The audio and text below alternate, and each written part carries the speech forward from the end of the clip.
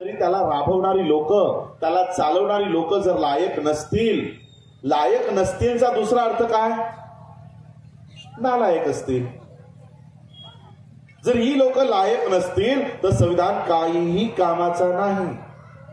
आणि आता मला तुम्ही लोक सांगा, आज जी या देशाच्या संसदेमध्ये लोक बसली, ती लोक देशाचं संविधान वाढवतायत की संपवतायत? या देशाचं संविधान फळारूपाला येतंय, वाढत वाढत चाललंय की संपत संपत चाललंय? मी तुम्हाला एक उदाहरण देतो. 1950 ला ही यादी तयार झाली अनुसूचित जातीची. या देशाचं संविधान जर 1950 पासून खरंच राबवलं असतं तर 59 जातींची हळूहळू प्रगती होऊन त्यातल्या एक एक जाती बाहेर पडल्या असत्या की आता मला सगळं मिळालं, मला आता अनुसूचित जातीतनं बाहेर काढा.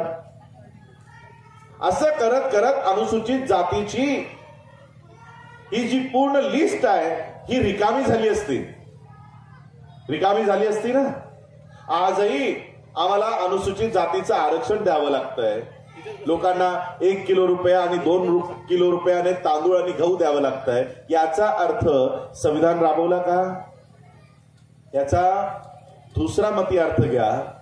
ज्या जातींना 1950 साली आरक्षण नव्हतं कारण ते सक्षम होते, त्यांच्याकडे संपत्ती होती, त्यांच्याकडे जमिनी होते, गुरढोरं होती, पैसे नाणे होतं, सोनं होतं, त्या जाती 2023 ला रस्त्यावर उतरून स्वतः भिका मागतायत की आम्हाला पण आरक्षणाच्या यादीत घ्या. मागतायत ना? का मागताय? कारण 1950 पासून ते 2023 पर्यंत रोज हा संविधान टप्प्याटप्प्याने संपवण्यात आला आणि प्रत्येक जातीच्या लोकांना या देशामध्ये दारिद्र्य रेषेच्या खाली ढकलण्यात आलं. ही गोष्ट बाबासाहेब आंबेडकरांना माहित होती की संविधान चांगलं आहे, उत्कृष्ट आहे, पण ज्यांच्या हातामध्ये जाणार आहे ती लोकच देश संविधानानुसार चालवणार नाही. देश संविधानावर चालवला असता तर आज आरक्षण मागायची गरज एकाही व्यक्तीला पडली नसती. पण आज ज्यांना आरक्षण दिलं नव्हतं तीही लोक आज आरक्षण मागतात आणि आमचं समर्थन आहे त्याला. आम्ही विरोध नाही करत आहोत, आम्ही समर्थनच देत आहोत. आणि मग बाबासाहेब आंबेडकरांच्या हे लक्षात आल्यानंतर काय बाबासाहेब आंबेडकर आम्हाला असंच वाऱ्यावर सोडून जातील? या देशातल्या या मनुवादी व्यवस्थेच्या स्वाधीन करून जातील? बाबासाहेब आंबेडकरांच्या शेवटच्या श्वासापर्यंत त्यांच्या विचारांमध्ये त्यांचा परिवार नव्हता. 5 डिसेंबर 1956 रोजी बाबासाहेब आंबेडकरांचं रात्री 2 वाजेपर्यंत लिखाण सुरू होतं. त्यांच्या शेवटच्या श्वासाच्या काही मिनिटांपूर्वी, काही तासांपूर्वी बाबासाहेब आंबेडकर लिहित बसले होते. काय लिहित होते? परिवाराची संपत्तीची वाटे, विल म्हणतो ना आपण, वाटा करत बसले नव्हते की माझी ही संपत्ती माझ्या मुलाला, माझी ही संपत्ती माझ्या पुतण्याला, माझी ही संपत्ती माझ्या पत्नीला. हे तिघच होते बाबासाहेबांना.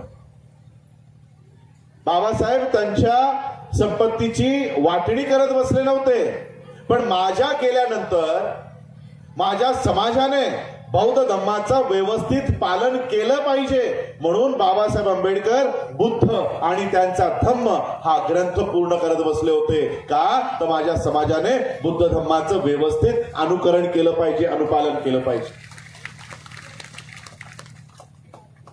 कारण बाबासाहेबांना माहित होतं या देशातलं संविधान कधी ना कधी माझ्या लोकांसाठी राबवण्याचं बंद होईल आणि जर माझ्या लोकांच्या हितासाठी या देशातलं संविधान राबवला नाही तर माझी लोक कुठे जातील? माझ्या लोकांच्या पाठीशी कोण उभं राहील?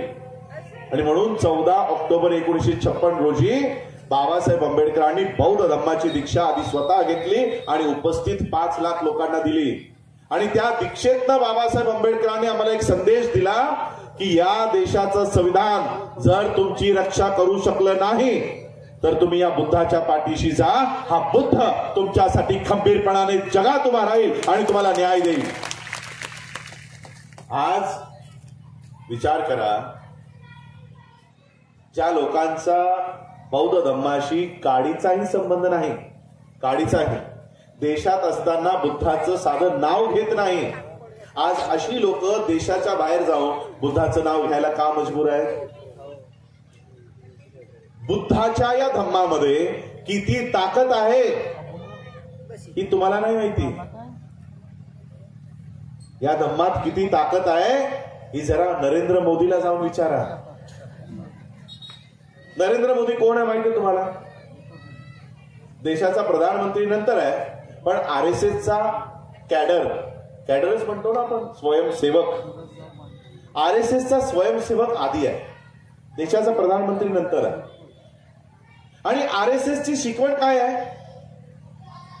RSSची शिकवण कुणाला माहितीये काय आहे? ही संघटना कशासाठी तयार झाली? राजकारण करण्यासाठी, समाजकारण करण्यासाठी, शिक्षण देण्यासाठी, कशासाठी? या संघटनेचा एकच हेतू आहे आणि तो हेतू बाबासाहेब आंबेडकरांनी आम्हा सगळ्यांना सांगून दिलेला आहे. बाबासाहेब आंबेडकरांचं एक ब्रीद वाक्य आहे, history of India is nothing but moral conflict between Buddhism and Brahmanism. मराठीत सांगतो, भारताचा इतिहास दुसरा तिसरा काही नसून बौद्ध धर्मामध्ये आणि ब्राह्मणी धर्मामध्ये युद्ध संघर्ष आहे. मग जर बुद्ध धर्मासाठी बाबासाहेब काम करतायत, त्यांची संस्था भारतीय बौद्ध महासभा काम करते, मग ब्राह्मणी धर्मासाठी कोण काम करत आहे? कारण लढा फक्त दोघांचाच आहे. या देशामध्ये काँग्रेस बीजेपीचं युद्ध सुरू नाही. या देशामध्ये शिवसेना आणि फडणवीस मध्ये भांडण सुरू नाही. या देशामध्ये अखिलेश मायावतीमध्ये भांडण सुरू नाही. या देशामध्ये नरेंद्र मोदी आणि राहुल गांधीचं कसलंही भांडण नाही. या देशाचं फक्त एकच भांडण आहे, बौद्ध धर्म की ब्राह्मण धर्म.